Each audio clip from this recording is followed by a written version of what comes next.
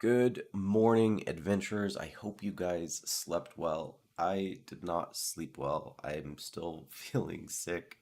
It is terrible in the morning, it is terrible in the evening, but there's this little golden bit in the afternoon where I feel acceptable, like acceptable levels.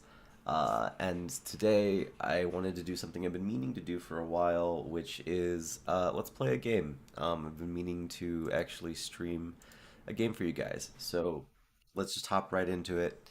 Let me pull this up here. Here we go. Brave fencer Musashi.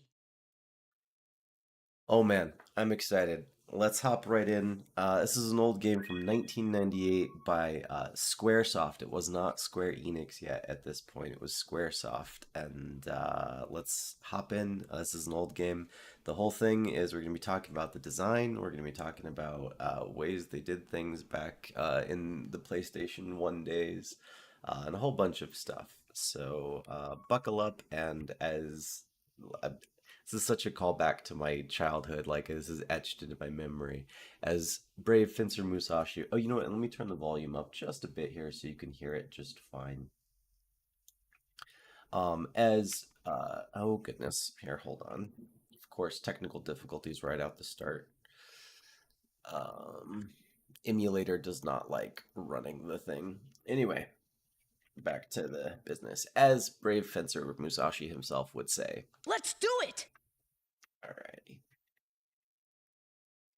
Of course, there's the opening cutscene. I'm gonna let this play out, let you guys watch and sort of see what's going on there, and then I'll be back in just a moment.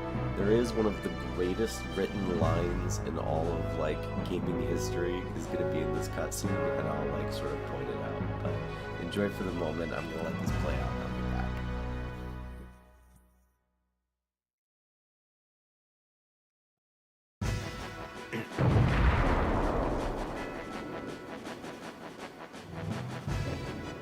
There doth be no effect. They shall find us our whereabouts soon. They were waiting for the king's absence to attack. Like, why is the Binchel type so large? Does this mean? It is eminently necessary that you perform Hero Summon. Gotta miss the days when graphics Oh, were just... we can finally meet him, the lovely and handsome, brave Fencer Musashi. when graphics were Princess, just polygons. please resume your assignment. Here goes nothing.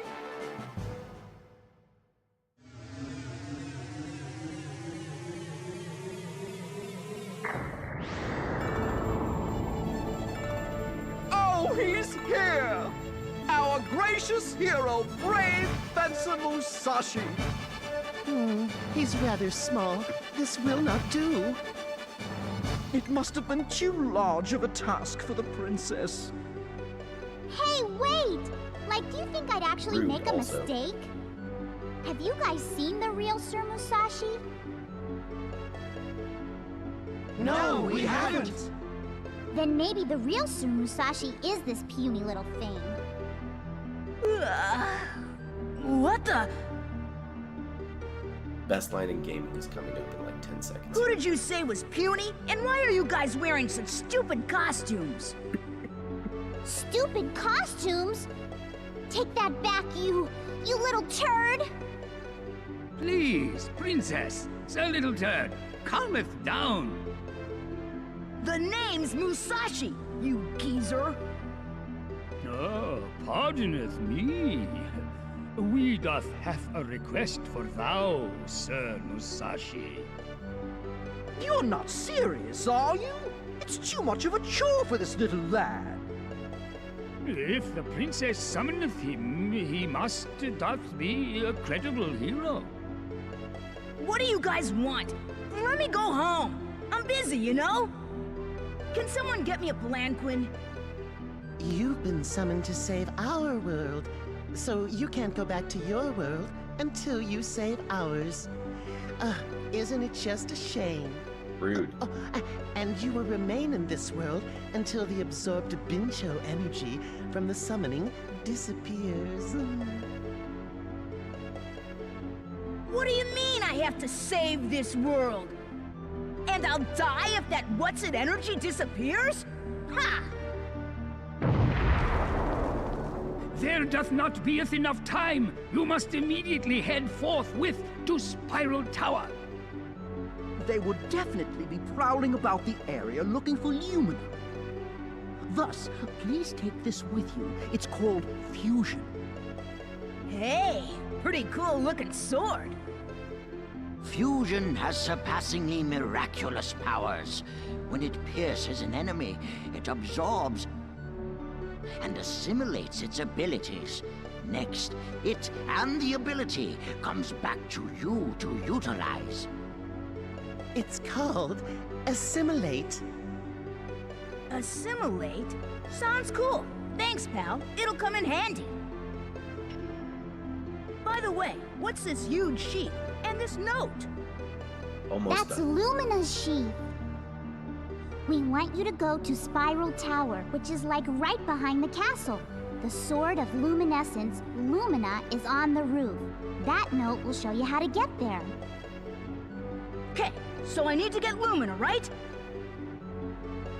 That's right. Our world can have peace when we have Lumina and the 5 scrolls. And if you're the real Musashi, you can get Lumina. We're counting on you, you know? Huh? Ribson? Where's Musashi? He doth be waked, princess. Impatient doth he be. Oh yeah, like the looping animations, the polygons, early PS1 days. Everything is so good. So, well, Shoot! Why do I have to do this? What the heck? I'll get Lumina, and then I'm out of here. so this opening sequence here. Oh, hello, controller. There we go. In fact, does yeah, okay. And you know what? I'm kind of huge. Let me put myself in a different part of the screen here, so that maybe I'm not taking up literally everything that exists. I'll do up here. I don't think anything happens up here. I think it's mostly down in the lower part. As you get to see me push myself around.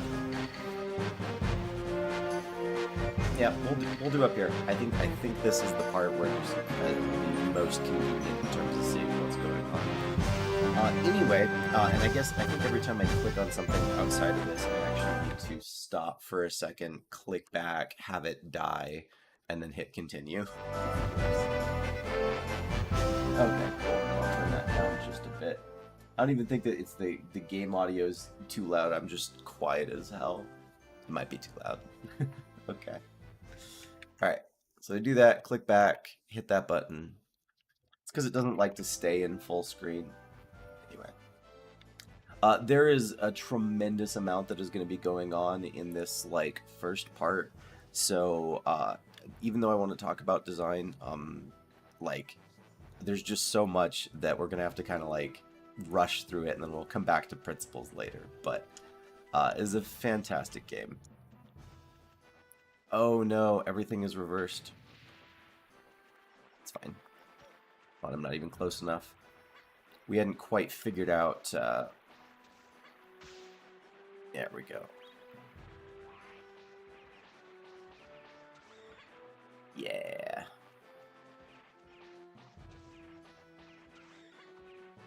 So... One of the first bits that's going to be coming up here that I super love, and is part of the reason why I was like, this is the first game that I want to start off with, just talking about the design of, is there's so many little parts that happen, especially in this first bit. Like, the whole game is great, but this opening sequence is like how you should do an opening sequence in a game, right? Remember, this is PlayStation 1, and pretty early oh god.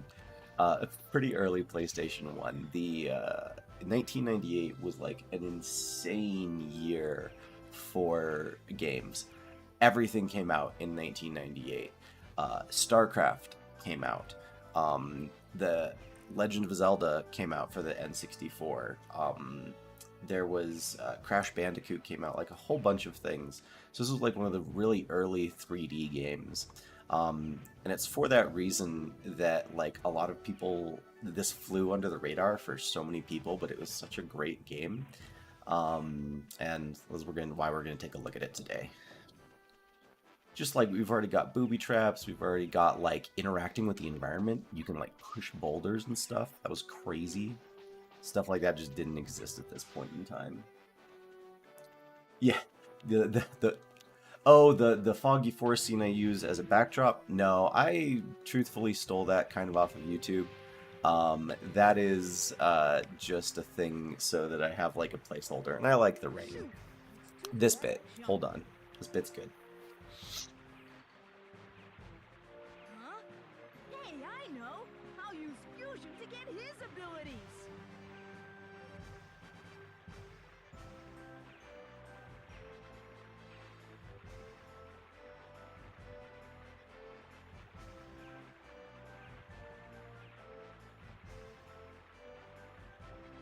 I guess there's no talk. I'm just reading at this point. But the thing I wanted to point out is that what they have you do during this part here is... Oh, shoot. Controls? Oh, my controls are a bit messed up here. I'll worry about it in a minute. But the thing I want to point out is that in order to charge up this ability, this is also how you block, which is super duper cool. And one of the things is that in order to begin charging up the ability, you have to take a hit from this gunshot. And it teaches you both blocking and the mechanic it's trying to teach you kind of at the same time.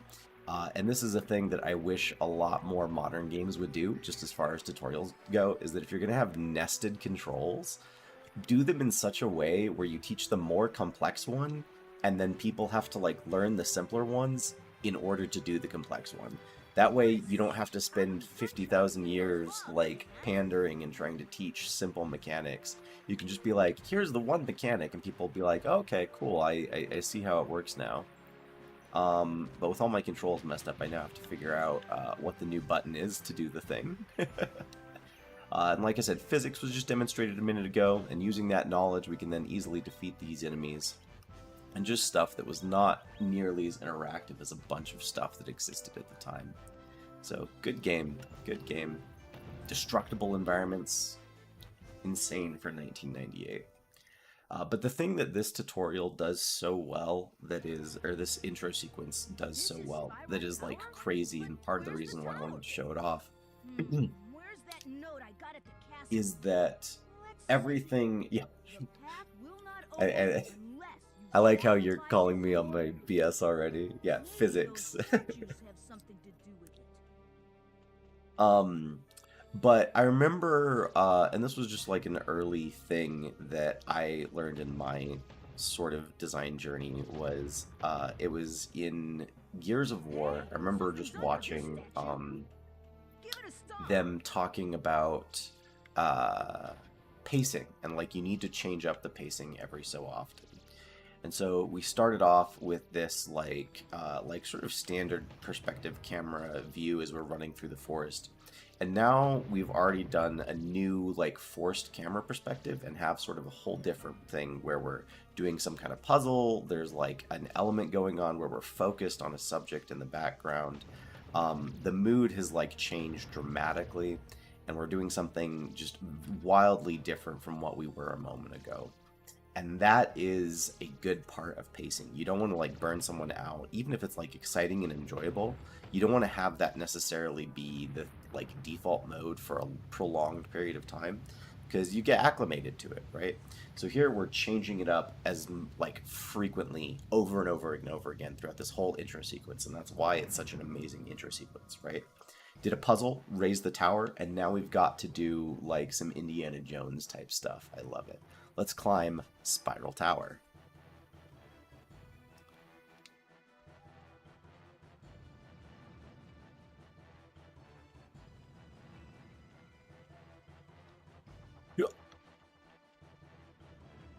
First it goes inside, then it goes outside, and then it goes... Now, obviously, like, it's the same pattern, so it's not the most difficult thing in the world.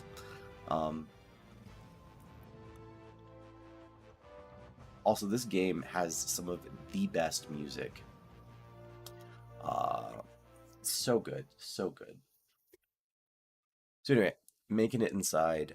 Now we're gonna do just again yet another sequence, right? So it was like action and then puzzle and then action and then we're gonna go back to puzzle, sort of alternating back and forth really, really quickly. A light will lead you above.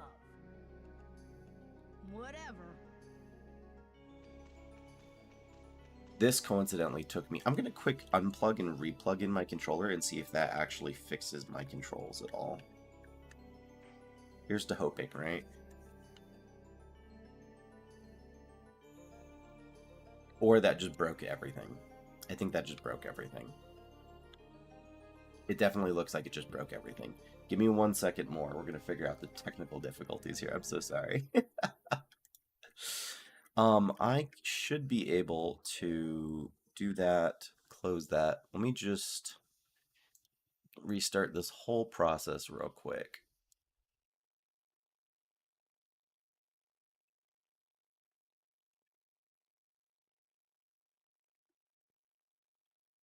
There we go. Everything's back to normal. Because I have a sequence coming up in, like, it's right after this one where I will not do well if I'm having to, like, deal with new controls as I learn them in my head here. This whole bit took me forever when I was, like, 7. I don't even remember how old I was. Not old enough to understand what it was I was supposed to be doing. That's for sure. So yeah, so the whole thing is that the Guardian Flame, or something, make everything dark, right? So just talking again about like parts of this game that were unheard of at the time, is we've got that assimilate ability, and literally every creature and everything you fight in this game has like a unique ability that you can steal from it, if it's a standard enemy that you can steal abilities from, which is insane, right? And really early on they push that that is important. With darkness, does it mean to put out that flame? Hey, I know. If that bell drops onto the flame, it'll go out. So question was, is this a game that is an inspiration for the game that I'm working on and currently developing? No, this is just I wanted to look, and for a while I've wanted to look at old games, and just games in general that I think do design really, really well, and have done like a number of parts of them really, really well. So this is purely for fun and just to chat about game design. And then the other question is, or statement was just how incredible it was that like the things that still did exist in this era, right? So yeah, so I've got this ability Gunshot, which lets me go, right? And I can shoot it at the rope on the bell to stamp it and put out the flame. That puzzle took me like 80 million years when I was 7 years old because I was dumb. And also it wasn't that I was dumb, it was that interactions like that didn't exist in games, right? Again, some of the earliest 3D games came out the same year that this did. This is like the beginning of the 3D era. And so the idea that like you could have things interact with other things, it like didn't exist. It wasn't like a common thing. So just kudos that when Square was making these sort of interactions, they were thinking along those lines and a lot less along the lines where a lot of other games would think at the time, which is like buttons and stuff like that. Even this puzzle, like classic puzzle here, and I'm gonna try and see if I can find any of these little guys who can give me a heart, maybe. They're going to spawn, yeah, I'll take it, boop. They're going to spawn infinitely for just a moment. What I need to do in order to succeed here is not get ganged up on by all of them, is I need to take another ability. And the ability that I'm going to be taking from them is right here. I keep forgetting where I am on the screen because I moved myself. It's Stun. So press the O button to paralyze the enemy, consumes 4 BP. So when I step on this pressure plate,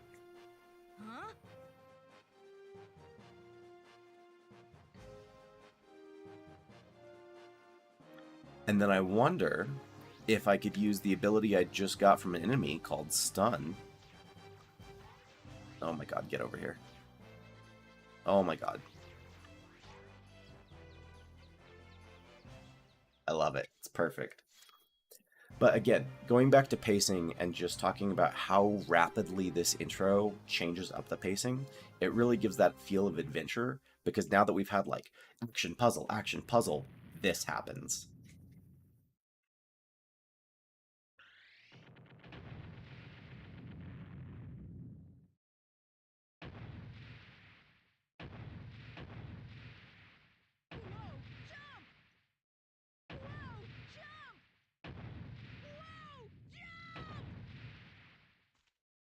And I want to point out, just mood-wise, there's no music during this sequence. This is all dead silent, except for the thundering, like, booming of this thing behind me.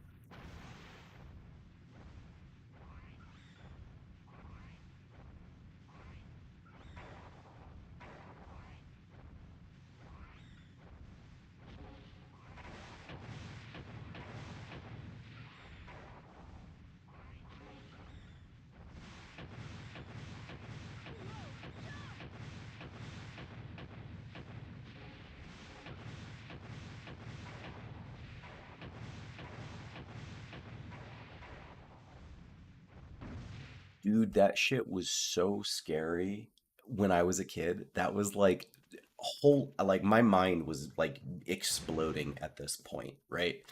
I've played like Frogger, I've played like Castlevania, I've played all these like 2D games. And now I've already like I've got swords, I'm slapping people, I'm running down towers from boulders, like as a 7-year-old playing this with no games existing like this up to this point in time, this was like pure ecstasy for a 7-year-old boy's brain. Also, we don't like this guy. This guy's an idiot.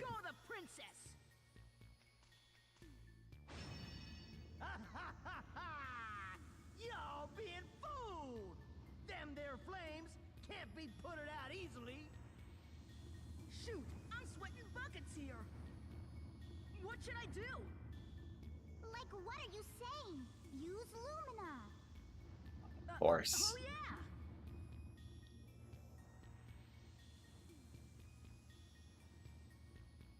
So, and again, once we get into a calmer part that's not still the intro sequence, because bear in mind this is still the introduction to the game, we'll talk a bit more about why this game was so incredible, right? But for now, just trying to focus and let all of this sink in, because this was so much fun. Just hurry up and bash this hunk of lard. I love that in the, like, as they do, like, important text in red, I like how they specifically do, like, call him a hunk of lard, as if it's very important that you know he is a hunk of lard. Which, again, humor we'll talk about in just a moment here, but... Hey, wait! Whoa, what's that? Again, Holy smokes!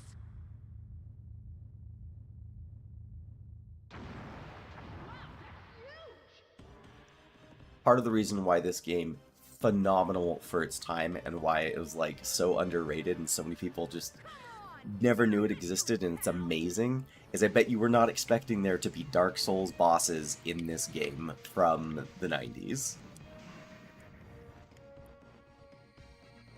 We have chase sequences, we have puzzles, we have like interactive environments, we have a lot going on, and we also have Dark Souls bosses.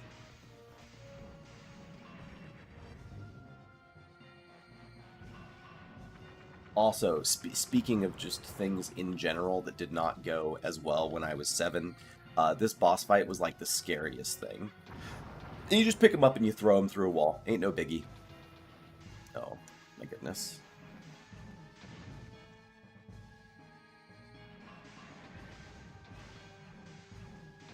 Ooh.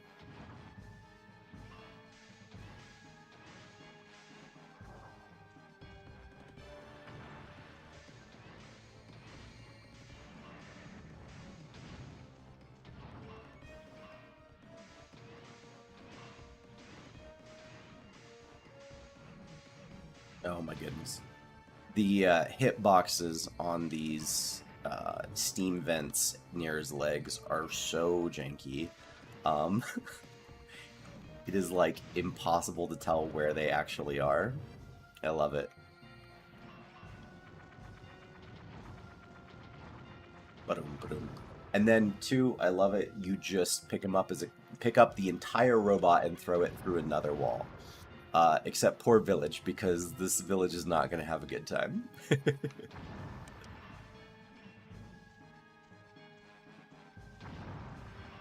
Now, they weren't complex Dark Souls bosses, but they did exist.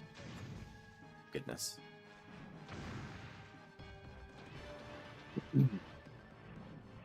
Whoop. I'm just dumb. I am still bad, though.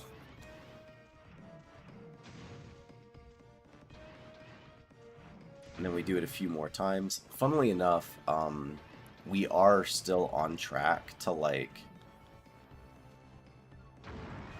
we are still on track to actually beat the boss before you're, like, intended to. Because he's backtracking the entire time and, like, backpedaling. And we can actually reduce his health to the last hit before he even gets where he needs to get, which is awesome. Anyway, so, and then also, just in terms of, like, empowering heroic things, I love this, is we're going to pick him up and we're going to throw him through another wall, right? Because he's had 3 phases so far. A boss with phases. This, watch his health bar. Hey, you forgot something!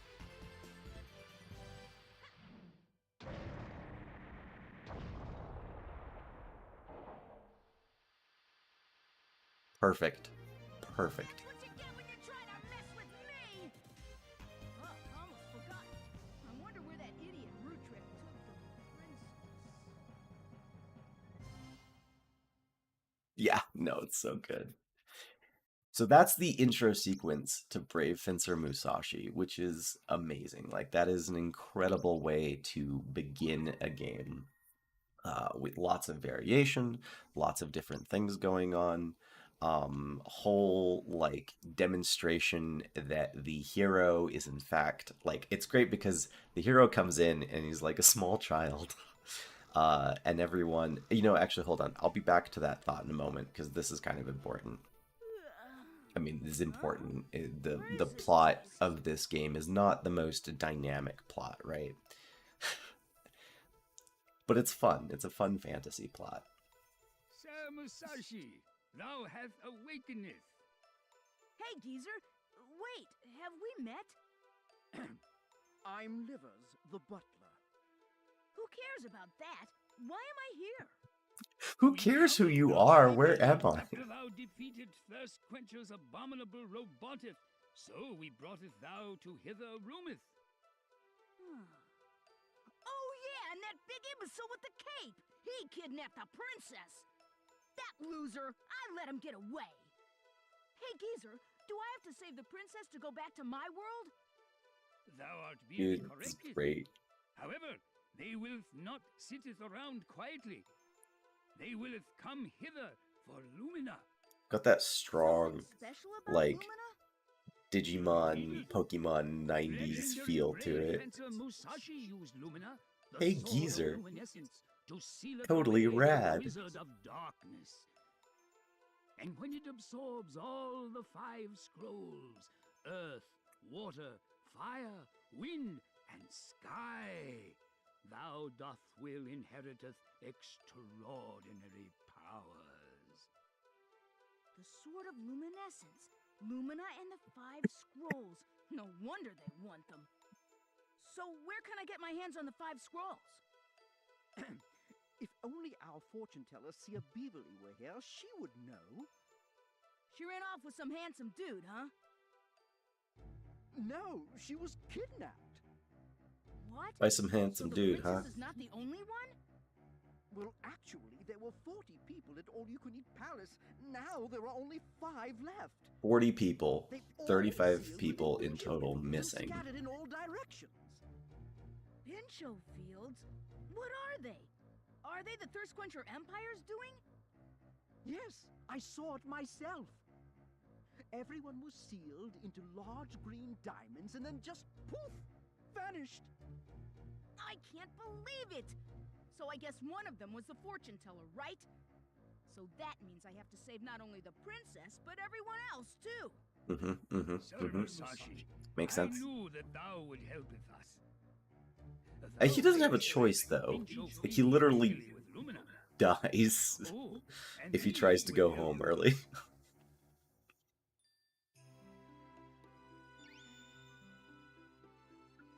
So yeah, 35 people missing. I remember in I think it was Grand Theft Auto 4, they were like, we want you to go kill 200 pigeons, right? And boy howdy, did collection quests increase in irritation levels over time. Please use it as your base. Before thou goeth, thou should do some research in the castle's library.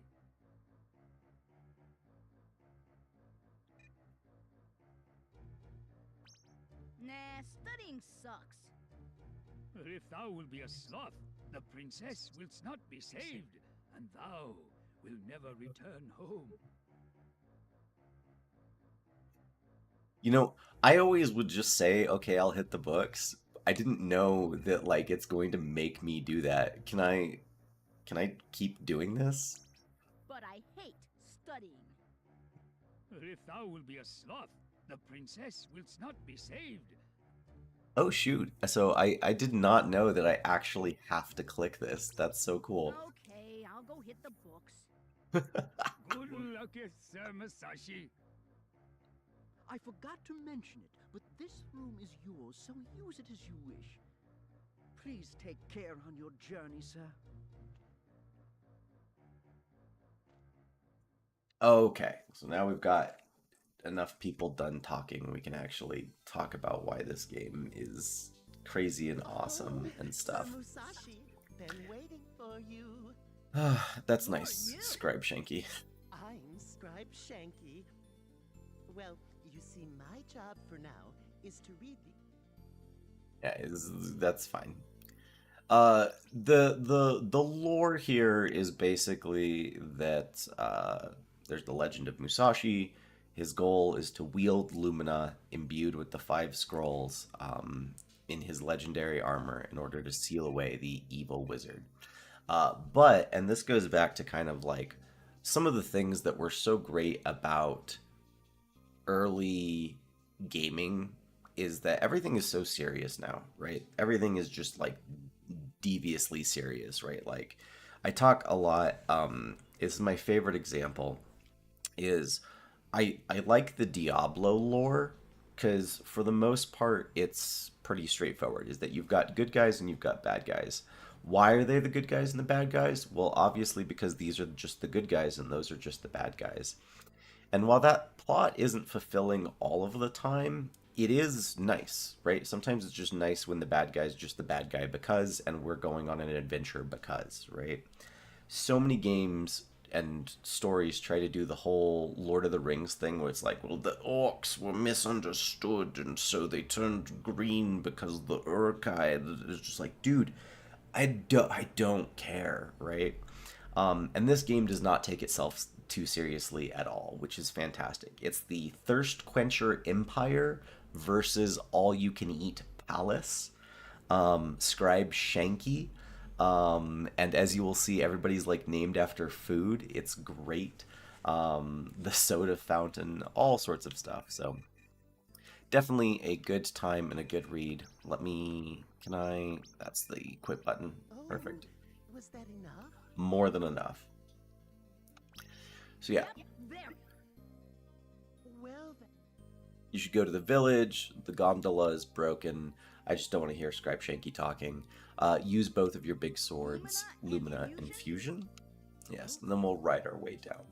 So yeah, so this game came out in 1998, which again was a huge year for games. There was so many games that came out, like again Crash Bandicoot, StarCraft, the Ocarina of Time came out. I think there were like a bunch of other ones that I consider big games, like Parasite Eve came out that same year. just a whole bunch of stuff in general. Let's do this quick action scene.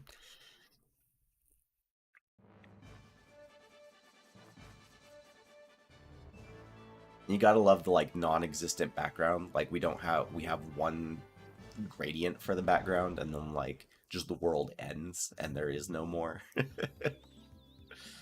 because the memory couldn't handle it. Let's see what I can Grillin' find out. Village. But first, I'm kind of hungry. Better eat before I starve. Come to think of it, I haven't had anything since. I better get some grub first. So yeah, of all the games that came out around that time, I actually have a book that's a bunch of interviews with old hat game developers, and I love that when they were working on like Crash Bandicoot, for example, one of the inspirations for the original Crash Bandicoot was Sonic. This is a true story as far as I know, right? One of the original inspirations for Crash Bandicoot was Sonic, right? But again, 3D had just come out, so they were like, okay, what would Sonic be like if it was in 3D, right? And as they were coming up with the project and stuff like that, the code name for the project that they were working on was literally Sonic's ass, because they realized that if you're like going into the depth of 3D, which was like the cool thing that you could do, you were going to spend a lot of time looking at the back of your character, right? So they called Crash Bandicoot Sonic's ass because they're like, oh my god, you're going to spend forever looking at the back of this character. And yet, and I love this, here we are in a different game that came out at the same time that like just clearly understood silhouette, clearly understood like the appeal of like, no, if you've got 3D, it's fun if you can explore like an actual 3D environment, and a whole bunch of other stuff here. But let's hop our way into Grillin' Village and just keep soaking it in one thing at a time. Also, good morning, everybody. I'm still sick, but it's the mornings and the evenings in particular that are terrible. So we've got this like key time where I feel kind of okay for a few hours in the middle of the day, so let's take advantage of that here. And again, if you're just hopping in, this is just to talk about games and enjoy them and the game design of old. I forgot I need to talk to this guy real quick. Macho. You can't go, Mayor has to say yes. A twirly birdie on his roof, twirly whirly birdie. So let's go find the twirly whirly birdie. I know it does say that I need to eat, but that is a lie. I don't actually need to eat anything. It does want me to go buy bread, though, at some point. So I'll go ahead and grab that now while I'm here. Actually, there are a couple things I'll buy. I'm pretty sure. Yeah, no, I feel that. Good morning, indeed. Are you new to this area? Yeah, I'm Musashi. I'm staying at the palace. Oh, how lucky. So, may I help you? Gotta love that the manager of the bakery is a girl named Jam. Just top quality. I'm gonna buy a bagel here, and call it there.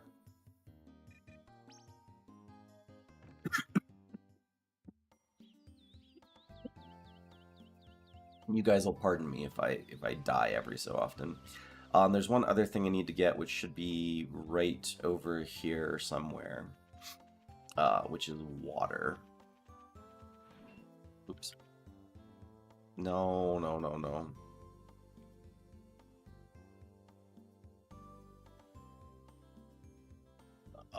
Everyone misses the town dog. Can I get water? I can't even get water until they're done. They leave, so that'll be in a minute then. Anyway, the town dog is missing, which is something that we're gonna go find out once we go find the twirly wordy birdie, which is this thing right up here. It's the weather vane on top of the house. And just stuff like that. Like, there's no quest markers, of course. There's no like path leading you to where you go. There's no mini map. There's nothing like that. Which again is a thing that I think is much more engaging, just as far as game design goes, is when you actually have to talk to people and interact with the world, right?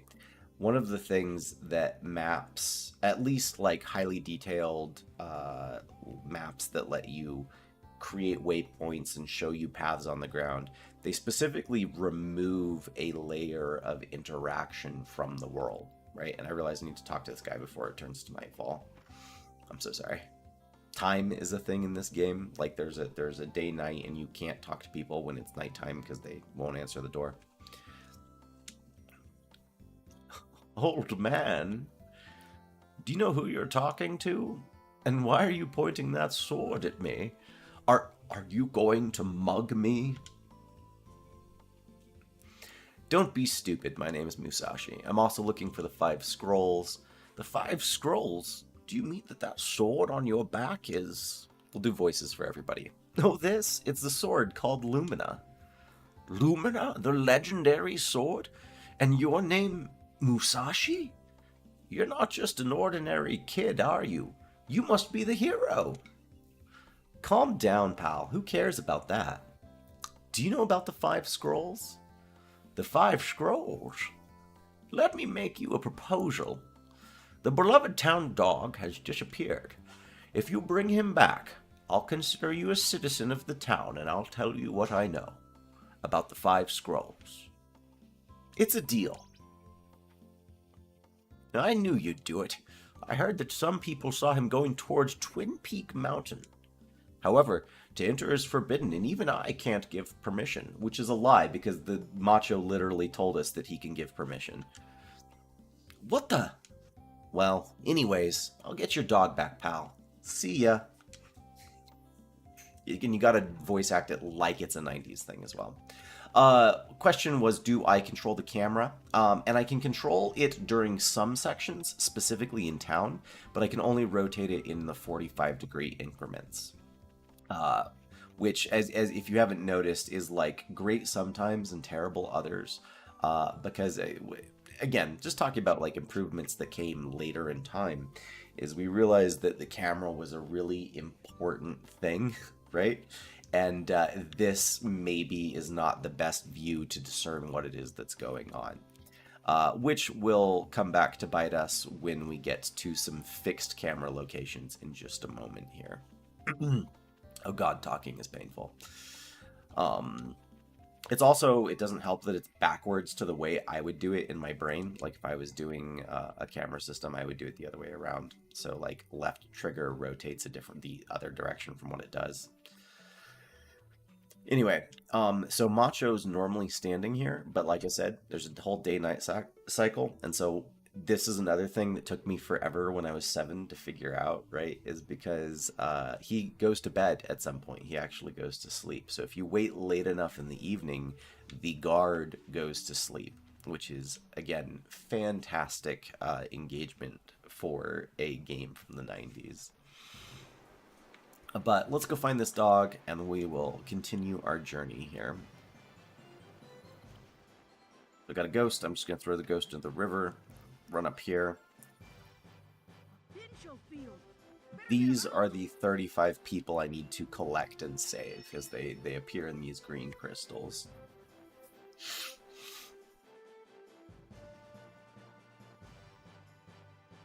Lardwick. Perfect. Gotcha. Soldier Lardwick and Knight Lardwick. I love it.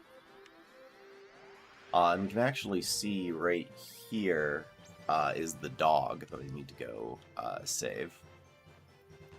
Alright, so for this bit, you actually can't get past here. And this is another just bit about like game design that is not sort of shown, but is instead taught, right? So for writers, they always talk about like show, don't tell, right? Don't explain an event, like walk us through the event, right? Here, I've got this monster, and I actually don't really have a way to jump onto the lily pad and then get over to the next area because the monster is huge, and it's just causing problems, right? So what do? Well, there's only one other monster here, one that respawns, which is this ghosty guy.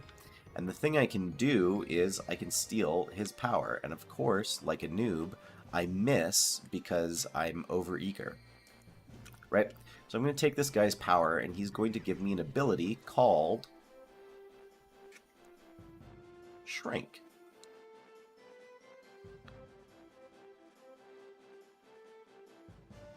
And wouldn't you know that the distance between this sort of gap here, let me face the correct, is exactly the distance it would need to be in order for the very end of Shrink in order to reach the enemy, right? And now I can flatten him, which is awesome. I'm going to hop over here, and I'm going to pick up the dog. I'm so sorry, because the interact button is the attack button, and the odds are very high that I'm going to slash the dog several times just trying to pick him up.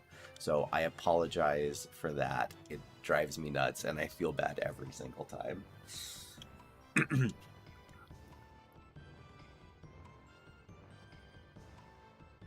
Well, here goes nothing.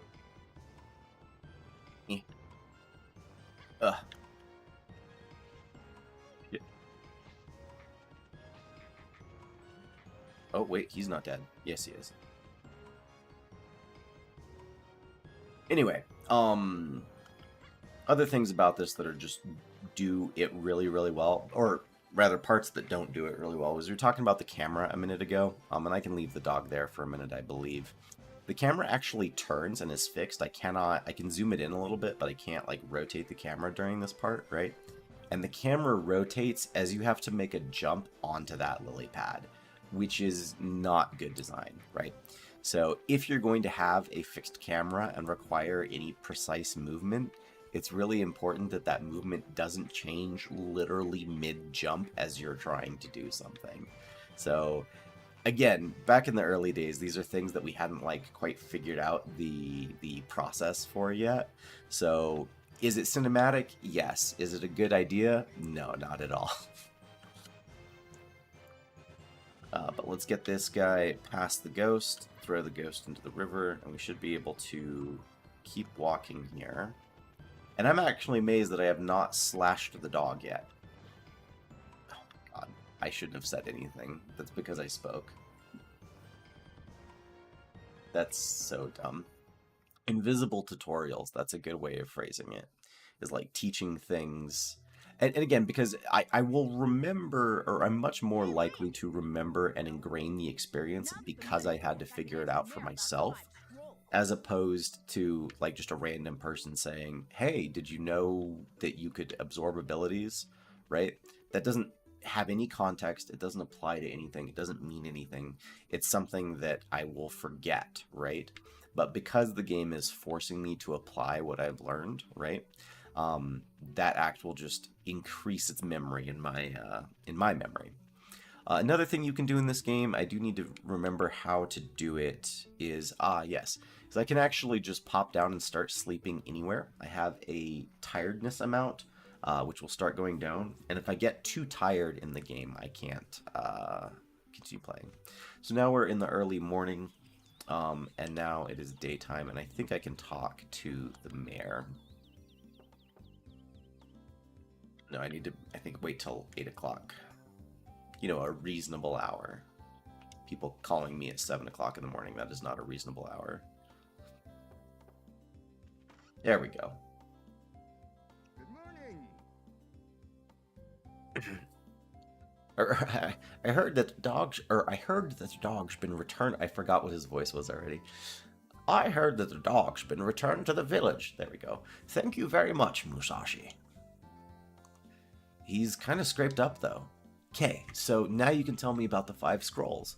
Actually, I don't know very much about them, but in the outskirts of the village, you'll find a man locked up in the stocks. You should ask him. Oh, yeah? The guy tricked me. Who cares? I'll go to the outskirts then. Doing bad voices, I can't even remember what they are. Oh god, it hurts. So we go to the outskirts then, and once we complete the outskirts bit, that's probably where we'll stop for the day, I imagine. So let's talk to this guy. However, Come here, boy. Yeah, that's a good boy. You all right? You saved my boy? Oh, thanks, man. I really appreciate it. That's Spike from Cowboy Bebop, by the way. And some bread. Haven't had anything to eat in 3 days. Well, I have bread, but no water. Hold on, I'll get you some. Thanks, man. Man, if I ate bread without water, I'd choke and die. Me too, buddy. Me too. I feel you. Right. Now, this is another thing where, like, for the lack of hand-holding, it's fantastic, and I super appreciate the lack of hand-holding in a lot of cases. But there's also other instances where there's no way that you're conceivably going to know this, right? So where do you get water from? If you go to all the stores, you won't find any water. If you run around and try and get from places like the river, you won't get any water. The only place that you can actually get water is from the well, and I need to get it before this lady comes and talks here. Oh my god, am I gonna have to... No, no, no, no, no. Camera, please. Camera. Oh my goodness. Oh my goodness, I might have to like wait until they go away because I can't interact with the well because it's trying to talk with them. Which is another reason, like, how are you supposed to know that this is the well where you get water from? So, just always be careful with the things that like you're expecting players to do and figure out on their own, right? Is that it does make sense to... There we go. Oh my goodness. Love it. If it's something that you need the player to like learn or that is supposed to be a puzzle, then by all means, like, don't show them how it's done. I'd say that very loosely, right? But if it's something that like is an absolutely critical part of the thing and there's no reason why it should be difficult to do, make sure it's very obvious what it is that needs to be done.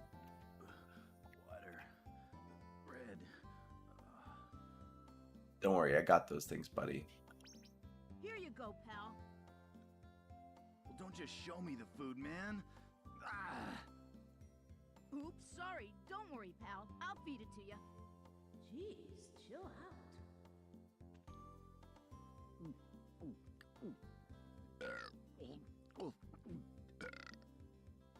It'd be great to be a voice actor. You need to make belching sounds into the microphone.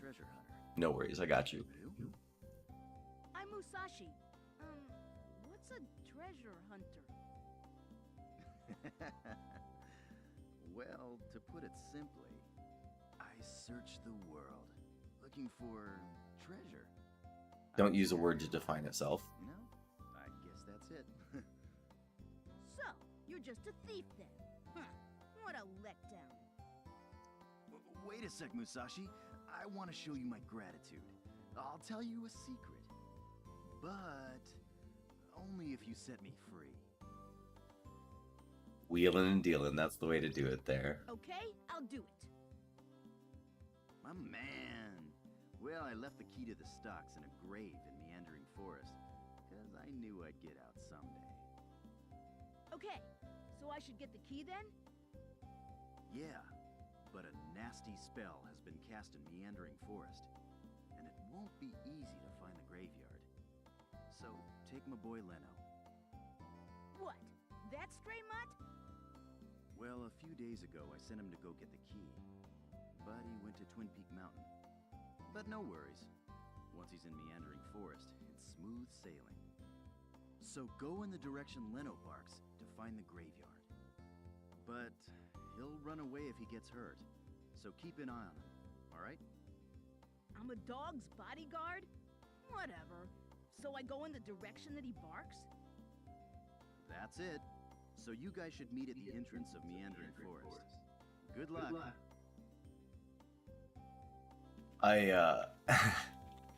I will talk over a number of characters, but Spike's voice actor is not one of those characters.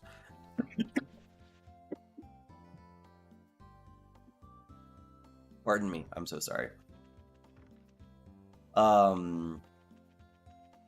Yeah, that's a fair point, is that getting water from a well is like fairly, that makes sense. That this is a well is maybe less so. because it is just a black hole of stuff, right? Because my first thought when I first played this game, it's over somewhere in this direction. There's another thing that looks exactly like a well, but doesn't have any water in it. I don't remember where it is in town, and I don't want to go looking for it. But we're going to do the meandering forest sequence, and then we'll call it there. And I love, again, this is another thing. So we've got Solomon Forest, but if I go in a different direction, because the thing is that, like, you can interact with signs. And again, it's just a level of, like, actually interacting. Steamwood Forest. I think if you go into, like, the wrong direction, if you will, Cowboy Bebop is really good. I highly recommend. I think here this is a sign that says Steamwoods to the right, Solomon Forest. So I only have one forest that I can actually go into, and there should be signs that point to Meandering Forest in the Solomon Forest.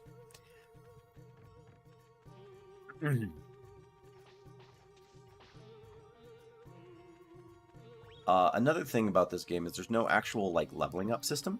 The only system that is in place is a use system. So the more you use, like, Lumina, the stronger you get. The more you use Fusion, the stronger you get. The more you run around, the more you improve your health. And I really like systems like that. But a really good example of...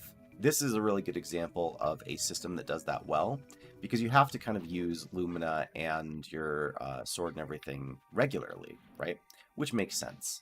A system where it's a lot less well done, I feel, is Oblivion and those games in general, like early Elder Scrolls games. It was because in a lot of those early Elder Scrolls games, to improve athletics, in theory you're running around all the time, but also it was problematic just in that, oh my god, I'm gonna die. It was problematic because they tuned the leveling you get from running around so low that you basically, like, never got to actually level up the skill. So I think use-based systems are really, really, really good, but it's important that you, like, sort of make sure they happen enough that it actually feels good to engage with a use-based system, if that makes sense. So there you're seeing my mind and body and stuff leveling up. All of it, quite a bit. All of that is just by me running around doing things, which is fantastic. These things are absolutely awful. I'm about to get hit again. They release a sleep powder that I'm clearly still in the range of. There we go. You have to be, like, right at the very tip of Lumina's range to not get affected by their little sleep cloud.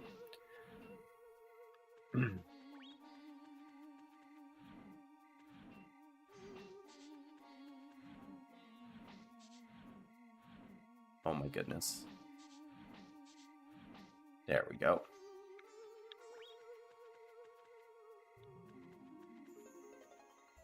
Steve Bloom is another really good voice actor. Oh my god, I'm about to have a lot of stuff coming after me.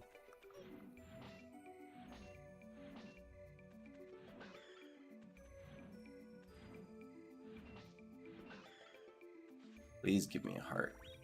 There we go. I love it. Okay, anyway, moving on. So, going back to just talking about how this game really, really makes you use your fusion ability in order to assimilate things. I have another example of that happening right here, which is that there are the bouncy guys who do this at you, which are kind of a pain in the butt. But the thing is, I've also got this Bramble of Thorns, and if I walk into that, I'm going to take damage. So, kind of just experimenting, going around and trying things, regardless of whether or not you've been told to. If I start using fusion on one of these abilities, which is one of the few things I can do. This is one of the parts where having, like, a lower list of actions comes in. Because there's only, like, 4 things I can do, I just try those 4 things, right? That's by trying them on different creatures and stuff I learn. Oh, okay. These things give me an ability called Hop. Hop about to go through thorn bushes and climb steep slopes. press the circle button to cancel. Consumes 8 Bincho. So doing that, it even shows you an icon like this is intended to be used for thorns. So if you find it early, like on an earlier version of the enemy, you're like, oh, this is what they want me to do with it. Anyway, we found Lino, and we're going to go into Meandering Forest, which is awesome. Many of you will recognize this sequence, right? Which is the, if you go the wrong way, the puzzle resets, right?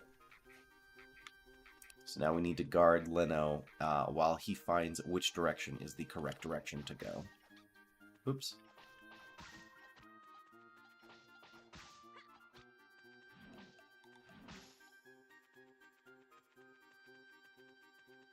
Also, the music is just really good. Like, I love the... There's a video that I think, I don't remember, I think it was Extra Credits who did it, as about why old soundtracks were really, really good, and newer soundtracks are just missing a lot, it feels like. And the answer that they proposed, and I agree with it, is a focus on melody. Right, rather than having like large symphonic scores.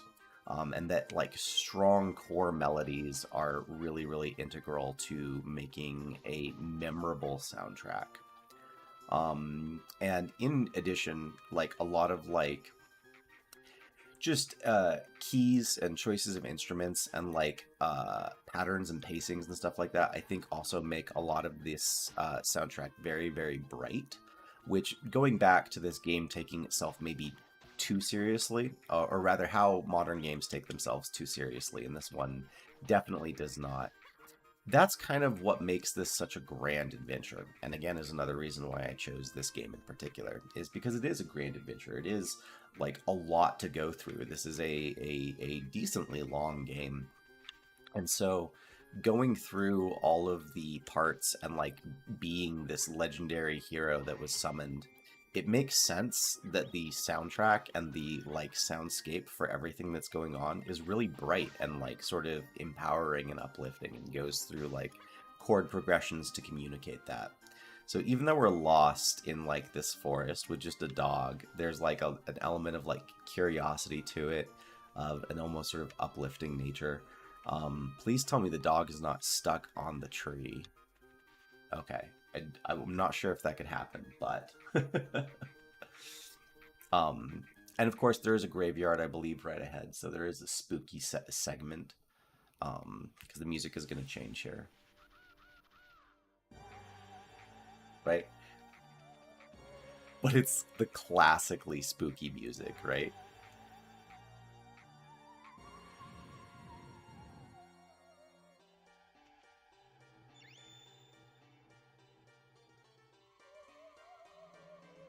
But this is the same melody as Meandering Forest, right? Which is super awesome. So I got the key. We got to get out of here now. But on the whole, is a good time.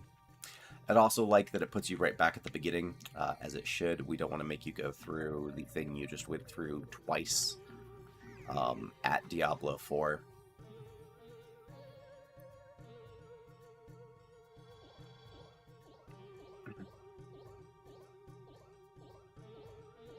And let's see if I can get back to town without dying, because I have been having a difficult time fighting everything, it seems.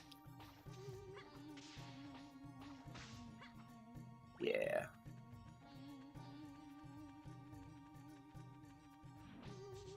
And actually, I lied. My throat's feeling okay enough that we might go far enough to get to the top of Twin Peak Mountain, and then we'll call it there. That's where we'll call it. And I'll give a warning for when that's coming up.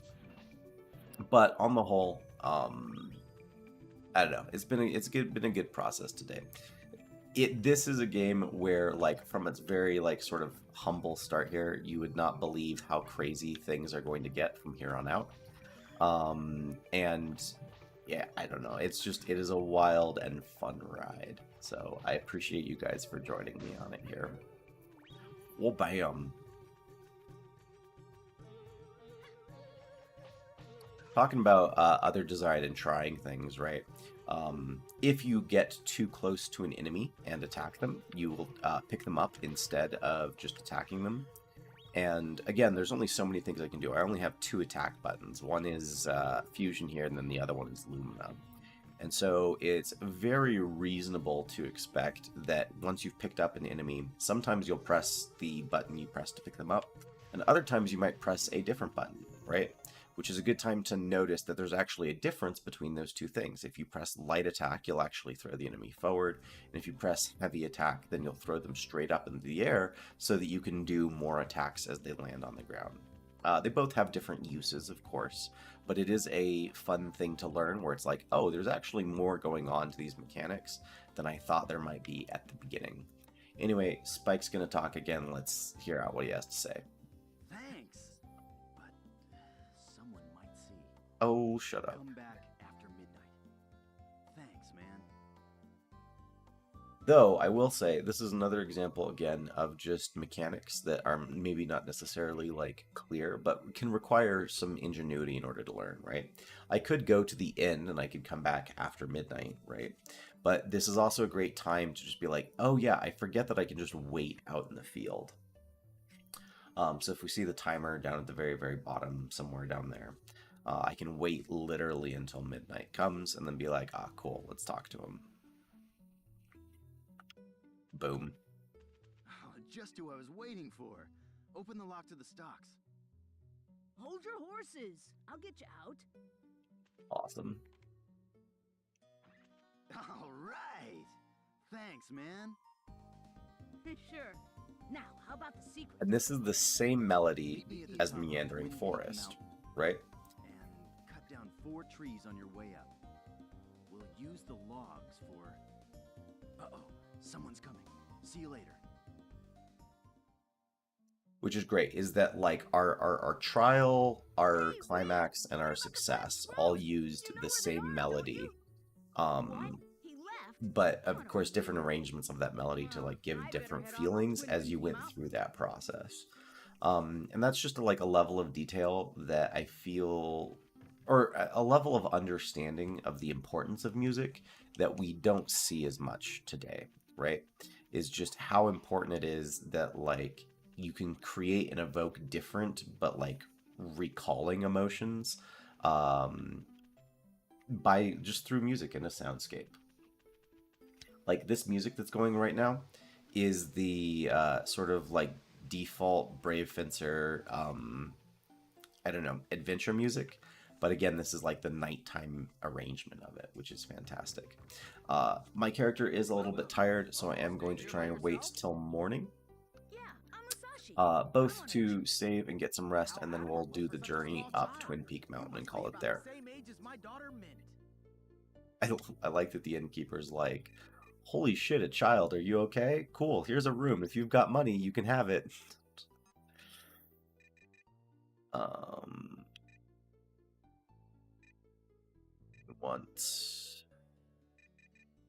I just want this.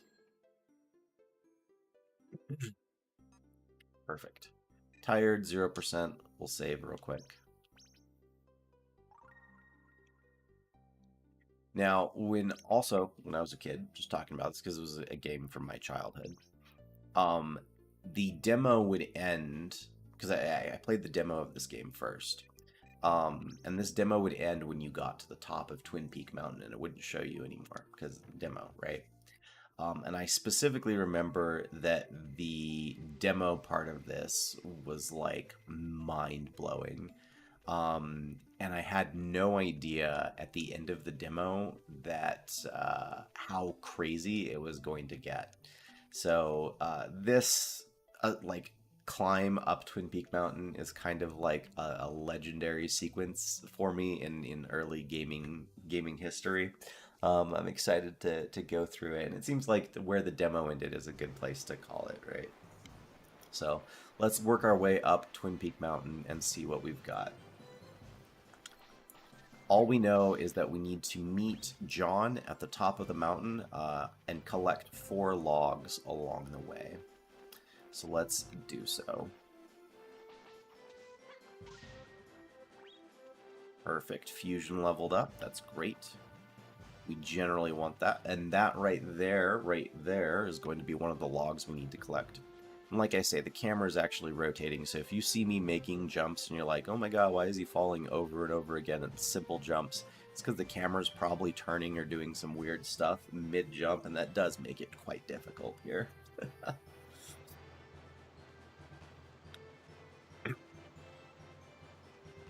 But again, just it's a cinematic sequence. It's got a lot going on. We set out at daybreak, and I think talking about the music again while beating it into the ground is not necessarily a bad thing.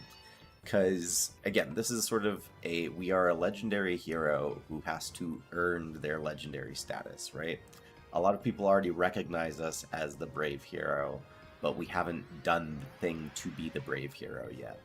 So as we make this climb up a literal mountain, this particular song, which I don't remember the name of, but I think it's something like The Hero Sets Out or something like that, is just a great theme of like sort of uplifting emotional sort of quality to like really push that idea of like, yes, we are setting out to become the hero.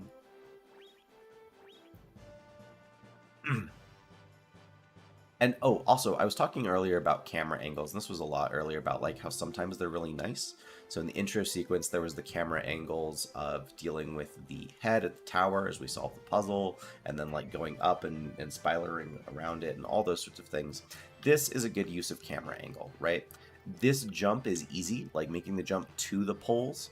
And then as we get to move across them, this is like gives us a really, clear idea of just the danger involved in what we're doing, right? Like you could plummet into the water at any time. But on the whole, the camera changes are good, right? The perspective throughout this whole sequence in general is pretty good. No real complaints except for a few sections. But it's a thing where changing the camera both can be a good thing and a bad thing. You just need to be careful with it. And by changing the camera, I mean like having a non-player controlled camera, right? So if you have a static camera, then you need to be very, very careful with it. If you have a player controlled camera, as long as the player's ability to control it is relatively straightforward, and is well done, right? So that like things can't get in the way, they can control it precisely, they can look at the things they need to see when they need to see them, then you kind of remove it from your control and your responsibility as a designer. But if you have a fixed camera, you need to be careful with it.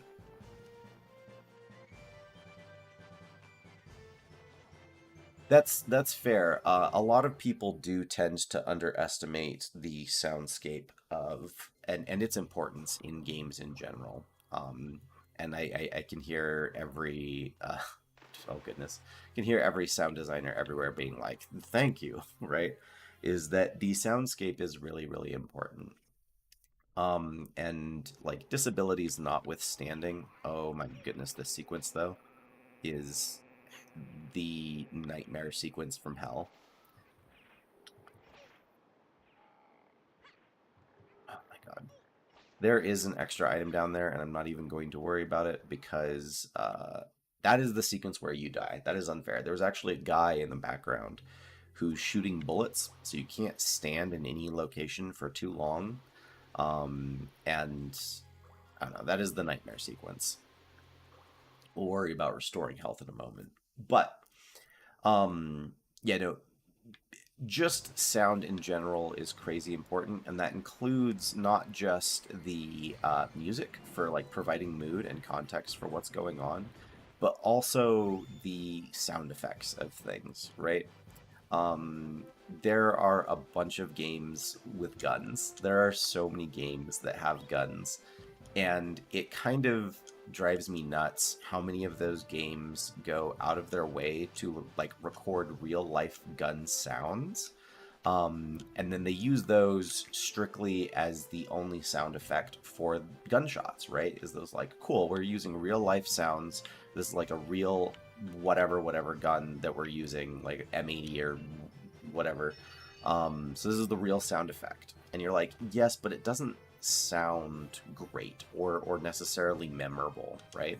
Because even though you're using a real sound effect, it goes back to something I was talking about in some previous video about art, right? The thing that makes art important and the thing that makes art valuable is your perspective in creating that art. It's you that turns it into something more than what it was to begin with, right? So if you just take a raw sound effect, that'll sound realistic, of course, but it also doesn't have any more like flavor or nuance than just like a kind of blank sound. If you go in to any sort of sound editing software and take that original sound effect and like tweak it and change it, you can create some really interesting things and also things that are much more memorable for players, right? And the classic example I like to give specifically, oh my god, the classic example I like to give specifically using games is the sniper rifle from Halo, right? A lot of people remember that gunshot because that gunshot was, oh, I'm so sad. That gunshot was like a big deal. It really hit hard and it had a very unique sound to it. And it was a really like clear boom, like just a thundering like attack. But that's because it wasn't just a raw sound effect. It had a lot more going on in it than just, oh yeah, this was a gunshot we recorded out in the woods somewhere. Also, thank goodness for no fall damage. I feel like every game should have a very, very clear statement at the very beginning. Does this game have fall damage or not? So that's 2 logs down, I believe. Yep. Second log down. Perfect. Save another person here. And I think we're about halfway up the mountain.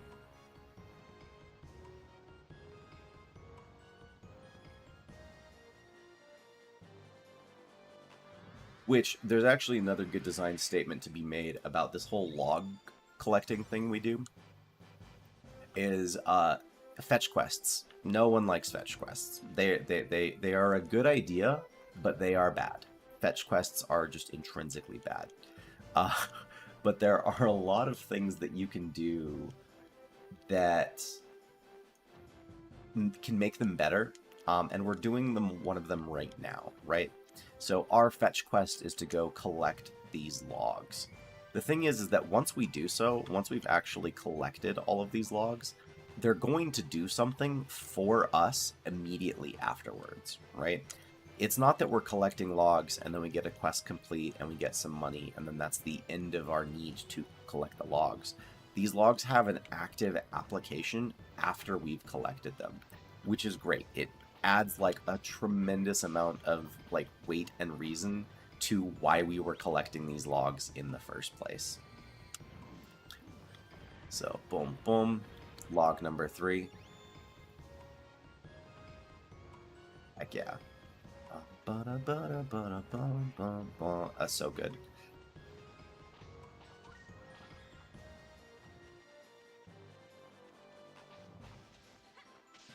Coincidentally, because enemies respawn infinitely, if you are ever playing this game and want to... I didn't need that. If you're ever playing this game and you want to level up your skills, this is the best farming spot to do it. Because farming existed, it exists today just as it always existed. Get this guy out of here.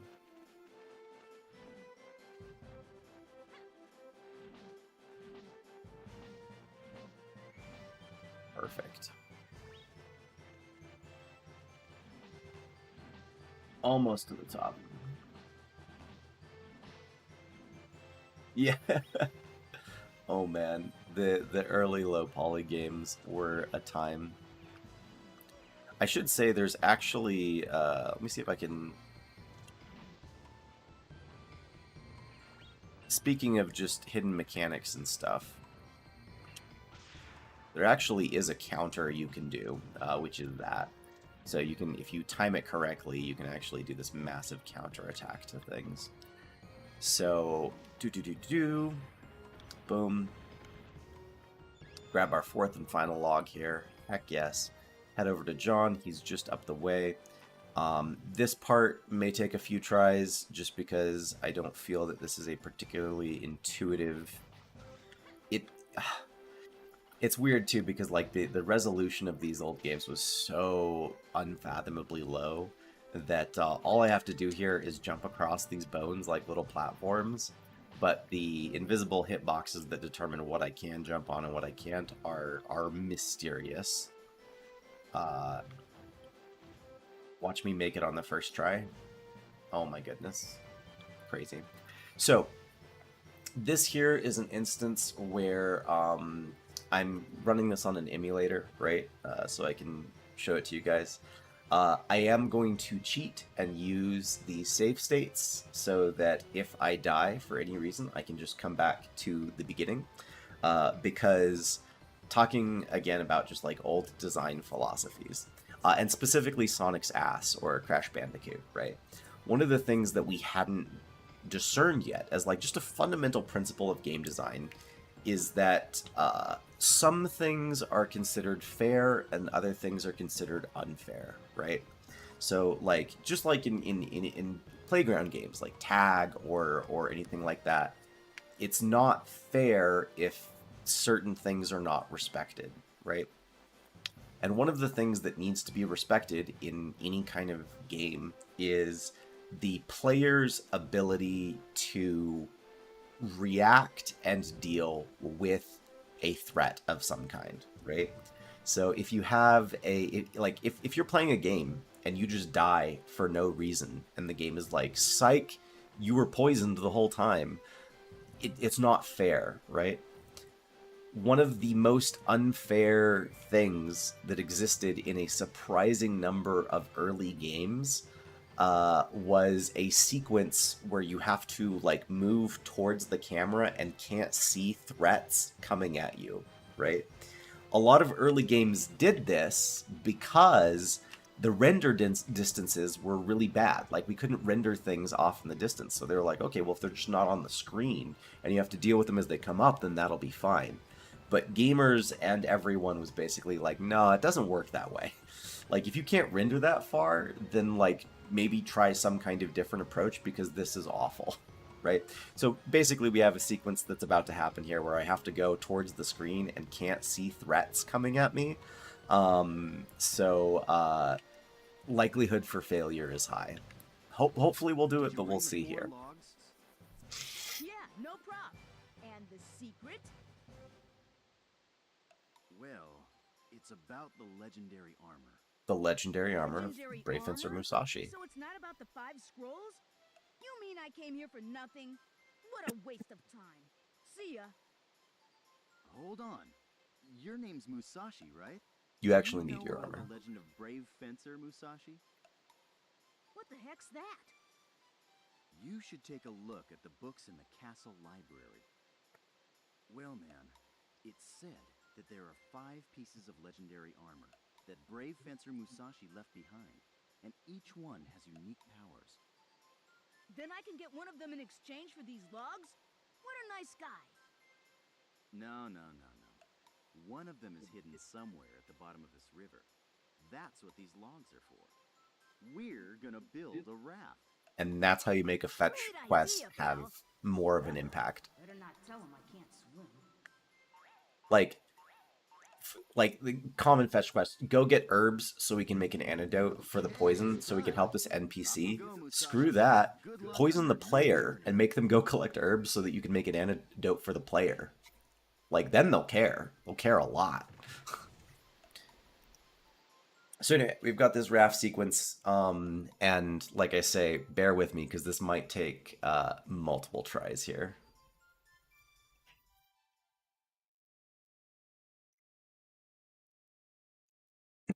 And then I'm going to go have more soup and die. And a lot of emergency. So yeah, render distance is the primary reason, like, why we did this early on, but it doesn't work because there's things that you can't see, and so it's an unfair way to, like, try and react to situations. Luckily, I know kind of from the number of times I did this as a child what was going to happen. And they do give you as much information as they can, right? So in theory, these coins are leading me on a track that... oops. But like that boulder is a really great example of just how the hell am I supposed to know? I will say, in terms of UI though, there's an interesting thing here for the health of my raft, which is the health of my raft is represented by these logs, right? So I started off with 4 and I'm at 3 now, and that will continue going down. So I kudos at least to the visual representation of like my current status. Oh my god. Oh my god. Please. I'm not gonna lie, I can't believe I did that on the first try. That never that never works. So I've made it to the bottom and now I can get the legendary armor.